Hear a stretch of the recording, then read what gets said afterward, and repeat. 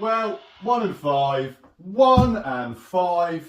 What is wrong with this team? Why do you enjoy bringing me so much pain every Sunday? For once in my life, can you just act like a normal NFL team, for God's sake? Okay, let's try this again. Can the Browns finally get their first win since I started my channel? And I must say, I'm actually feeling more confident this game than I have been the last few weeks. And I'm sure you can guess why.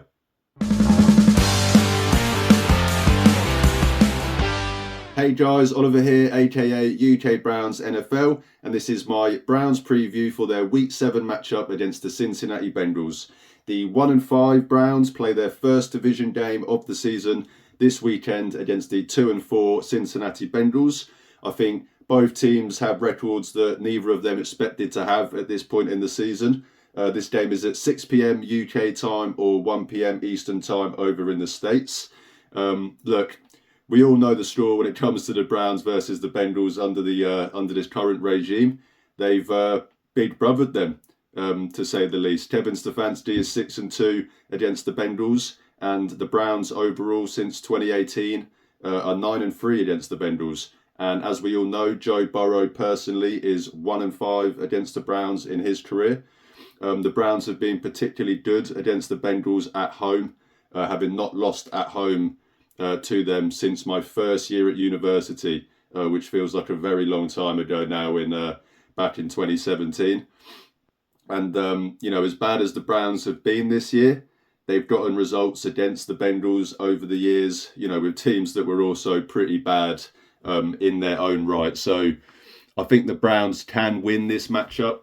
I really do. They do match up well against the Bengals. And, with Nick Chubb coming back this weekend, I expect this team to be more inspired, than they've been so far this season, show more fight than in any of the previous 6 games. The biggest reason the Browns have had success against this Bengals team in the last kind of 5 years is because of how well they've matched up against them. In my opinion, the Browns defense likes to play a lot of man, and the Bengals have typically been towards, the top of the league in the amount of plays that they run out of empty sets. The Browns have been a great run team before, the injuries last year, which kind of put a halt to that a little bit.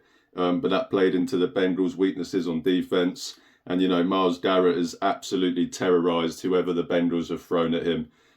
So whilst I think it will be more difficult this week, given the current state of this Browns offense, I do think the Browns can further that already existing success over the Bengals. I know some people might ask, what's the point of winning this game? And, the Browns should just tank for a better draft pick. But for me personally, I don't think the positives outweigh the negatives in regards to tanking, especially in a year with a draft as thin as the 2025 draft is. I could understand tanking if there's an Andrew Luck or a Victor Wembanyama waiting in the draft for you. But more often than not, I think the cost of losing doesn't really benefit the reward that comes with a higher draft pick. Quincy Carrier, who I'm sure most of you will know, who in my opinion is one of the best Brown YouTubers out there, he explained it really well recently by saying, losing breeds losers and winning breeds winners. So it doesn't even matter if you're able to bring in good players through tanking, if you're bringing them into an environment where, they're not able to properly develop and reach their full potential because of the losing culture that you've created. And as well, none of this even takes into account the toll that tanking can have on a fan base as a whole. So yeah, it's a big no for me, man. Let's win some games. And, while it's incredibly unlikely that the Browns will, even make the playoffs, let alone win out the rest of their games, the least they can do is earn back the respect of themselves and this fan base by showing that they do have some fight and, hopefully laying the foundations of a competitive and winning culture going forward as we likely move forward, into the post-Watson era after this season. The injury report for this week. So before I do read out the injury report, the Browns are finally getting somewhat healthier with the return of some guys this week. But as I said, before I get into that, I think the big news, the news that everyone is excited for, I said when he was designated to return off the pup list that I probably would pinpoint the Bengals game as the most likely return. And this is the return. Batman does return. Despite him being listed questionable on the injury report, Kevin Stefanski has confirmed that Nick Chubb, the man himself, is expected to play this weekend. And just some personal information for you. This Sunday is also my birthday. So what better present than to see one of my favourite Browns players of all time, to be honest, make his long-awaited return, from his devastating injury last season against none other than, the Cincinnati Bengals. So I'm sure it will be an emotional moment for, every Cleveland Browns fan when Nick Chubb does take his first carry. So to have the added bonus of it, also being my birthday is pretty awesome. As bad as this year has been, I won't let that stop me from enjoying that moment. But the injury report for this week, as always, the Browns, I say it every week at this point, we might be losing games, but we'll always be undefeated in the injury report. The Browns, again, I think outweigh their opponent's injury report fourfold. So this week's injury report for the Cleveland Browns, as I mentioned, Nick Chubb, he is listed as questionable, but Kevin Stefanski did confirm in his press conference that he expects him to play. Jerome Ford is unfortunately out for this game with his hamstring injury. He was not able to practice all week. Ronnie Hickman also out with his ankle injury, also unable to practice all week. Jordan Hicks, after missing last week, had limited practice the first 2 days, but a full practice on Friday. He is questionable. Naheem Hines, full practice all week. He is questionable for this game. Ethan Posich, limited practice Thursday, Friday. He is questionable for this game. And Juan Thornhill, limited practice all week, listed as questionable, but has been designated to return. And does look like it's more likely than not that he will play. So that is obviously a big boost. Grant Delpit has not been given a designation this week, so he is expected to play, coming back obviously off his concussion. Martin Emerson as well, full practice this week, coming off of his rib injury. No designation for him, so he is expected to play. Same with Foreman, and obviously we know Myles Garrett is going to be on this injury report probably every week. But still, still every Friday there'll be no designation and he'll be expected to play. So good news overall. I mean, the Browns getting some of their guys back, especially in that secondary. If Thornhill is able to go in this game, you get Delpit back from that concussion. That's both your starting safeties back this week. And obviously the injury that Martin Emerson has been dealing with looks like he's able to go, and that's not going to bother him. And Denzel Ward as well, who I forgot to mention, who has been dealing with a hamstring injury, was limited all week in practice, but has no designation this week, so is expected to play. So if you get all those guys back and have a healthy secondary for the first time since week one, then that's always going to be a bonus, especially going up against this Cincinnati team. Cincinnati's injury report for this week, as I said, the Browns usually have about 4 or 5 times more guys. So the Bengals only having 4 guys pop up on their injury report this week. Joe Burrow with a right wrist and shin, but was full practice all week. He's expected to go. DJ Ivy, the only one that has a designation this week, he is listed as questionable with a knee injury, but he did practice all week at full capacity, so I think he's expected to go. Defensive tackle Chris Jenkins with the thumb injury, full practice all week. He is expected to play. And DJ Turner, the cornerback, limited Wednesday, Thursday, but full practice Friday and ready to go. So the only players out this week for the Browns, Jerome Ford and Ronnie Hickman. No players out for the Bengals. So somewhat relatively healthy for both teams in what should hopefully be a good game. Moving on to my 3 keys of victory that I do every week. My first key this week, go back to what you know. Running the ball and opening up the passing game through play action. Look, we all know how bad this offense has been so far this year. 6 games without scoring over 20 points and a stretch of 26 consecutive unsuccessful third down conversions at one point over the last few weeks, which was just incredible. I don't think I've ever seen that before, not even on a Cleveland Browns team. We can talk all day about just how bad they have been on that side of the ball, but how do we actually address the issue? I think we have to go back to what we know. Kevin Stefanski got to where he is as a coach, and as an offensive play caller by running the kind of West Coast scheme that he runs. Lots of wide zone and counter run schemes that he incorporates with play action and quick passing.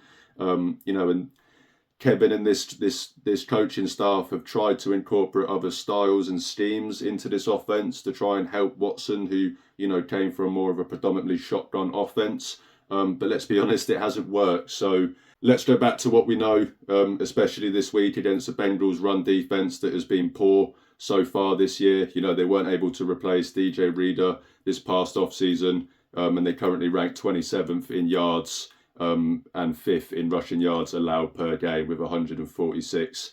We've had success under Stefanski against the Bengals because of these reasons, and with Nick Chubb, potentially Nyheim Hines back this week. Let's just run the damn ball, man. Let's get back to running the ball. Like I said, this staff has tried to update this offense for Watson, and it hasn't worked. He can't see the field. He can't process defenses. So by going back to a more run-heavy, West Coast scheme, you should benefit Watson as well, because as bad as he has been, I'm sure he can, still get the ball to an open receiver within 20 yards downfield. The Bengals defense ranks 11th worst in pressure percentage this year and have only had 8 sacks on the season. So there's no reason why, as bad as the O-line is, why we still can't give Watson enough time in the pocket on those, those play action dropbacks that they do run. If you look at the Eagles game last week, Watson was undoubtedly better in the second half. I mean, that's not saying much, but he was better. And it's not a coincidence that coincided with the Browns' run game kind of finally showing signs of life in that second half and getting something going. We got our guys back in that running back room nearly, and this O-line is probably the healthiest it's been all year, with Conklin and Wills back for their second game in a row. So whilst I'm not expecting Chubb to have 20 carries, his impact will still be felt. So let's go back to what we know. And what's worked against, especially this Bengals defense for the last 4 or 5 years. So that's my first key to victory. Hey guys, quick update. Nyheim Hines has actually now been officially ruled out for this game. So he is unable to go, but I think same applies. It doesn't really change any of my thinking, especially with the key to victory of, running the ball more, returning to what they know. It doesn't really change that. Unfortunate that he's unable to go, but hopefully next week he will be ready to go. So just wanted to put that quick update in here. Moving on, my second key to victory is to get improved play from the Browns secondary. The Browns had the best cornerback trio in the NFL last year, but Emerson and Newsom's play in particular has declined so far through the first 6 games of this season. I mean, credit to Denzel because, for being one of the few Browns players this year that's actually shown up. He's been excellent, to be honest. Whenever he has been out there, obviously he's been limited with a couple of nagging injuries, but whenever he's been out there, he's been fantastic. But on top of the regression in the play from some of the guys like Emerson, injuries as well to Thornhill, Grant Delpit so far this year have made life harder for the Browns secondary. Denzel, Emerson and Delpit will play this week. Thornhill is expected to play after being activated from IR. So the Browns, as I said earlier, the Browns should have a healthy secondary this week for the first time since week 1. So, as I mentioned, Emerson has been poor to start this season. He has a PFF coverage grade of 40.5, which ranks dead last out of 27 Browns players this year. He's been targeted 27 times and has given up 17 completions for 215 yards and 4 touchdowns. Newsom hasn't been much better with a PFF coverage grade of 53.7. And, the Browns defense as a whole has a coverage grade of 55.7, which ranks 25th in the NFL. So, light years behind what they were last year. We need better play from this secondary, and especially this week against the Bengals passing game that ranks 7th in the NFL in yards. We all know what Burrow, Chase and Higgins can do, but we also know that this secondary can play much better than they have so far this year. This is a Browns secondary that led the NFL with the least amount of yards allowed per game just last year. So we know they can do it. Whilst I'd like to see it result in more sacks, the Browns defensive line does rank 4th in the NFL with a 39% pressure rate. They are getting pressure. So, and I do expect them to get pressure against this Bengals O-line. So the ball's going to have to come out quick. And with the Browns wanting to play a lot of man, as they always do, this should obviously suit them. So hopefully the Browns secondary can get back on track this week, get up, going up against an opponent that they've had great success against before. And I think that will, if they are able to do that, that's going to play a big key role in the Browns winning this game. And finally, I'm sorry, but I said I'm going to keep saying it until they prove me otherwise. So this week is no different.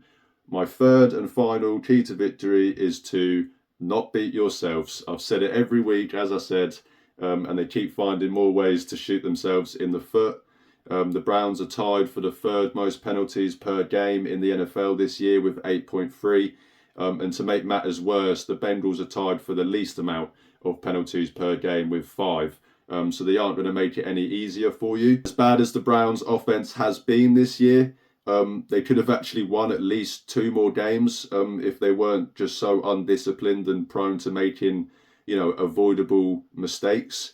You look at last week against the Eagles, that was the 2nd week in a row where the Browns offense had the ball 1st and goal within the 5-yard line, a chance to take the lead, but they ended up having to settle for a field goal because a combination of, penalties and mistakes set them so far back that not even Kevin Stefanski felt comfortable going for it on 4th and goal.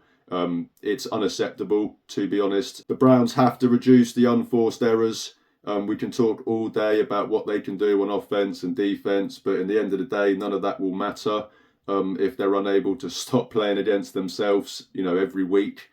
Like I always say, it's hard enough to beat any NFL team that you play, let alone playing against another NFL team and yourselves. So they need to get it sorted, and it starts this week against the Bengals. So that's my 3 keys to victory. Go back to what you know on offense, improve play out of this secondary on defense, and for the 4th week in a row now, I think it's every week since I've been doing this, do not beat yourselves. My final thoughts, look, the Browns are 1-5, and I know that a lot of fans have already checked out of this season and are kind of, already looking at the draft, but as I mentioned earlier, I think the best thing that this team can do is at least earn back, the respect of the rest of the NFL themselves and this fan base. Whilst that might not result in making the playoffs, and achieving the goals that you set out before the season, it at least lays the foundations for a winning culture going forward. The Browns have a chance to restore some of that respect this week against a familiar opponent who, as I said, and as we all know, they've had lots of success against under this current regime. The Browns might be 1-5, the Bengals might be 2-4, but we all know how good these teams can be. We all know how good this matchup always seems to be, and how this matchup always seems to bring out the best in especially the Browns. And I know it might not be the most pleasant environment at the stadium on Sunday, but I know that Nick Chubb's return from injury and a big Browns win against the Bengals will go a long way in at least bringing back some positive vibes for this team going forward this season. I fully believe that the Browns can win this game, and I'm looking forward to seeing, one of my favourite players of all time make his long-awaited return on my birthday. So hopefully should be a great game. But that would do it from me, guys. As always, if you do enjoy my content, then please like this video, click the subscribe button. It's free. It really helps out my channel. Go to the links in the description to see where you can follow and interact with me on social media as well. Thanks again, guys. And as always, go Browns.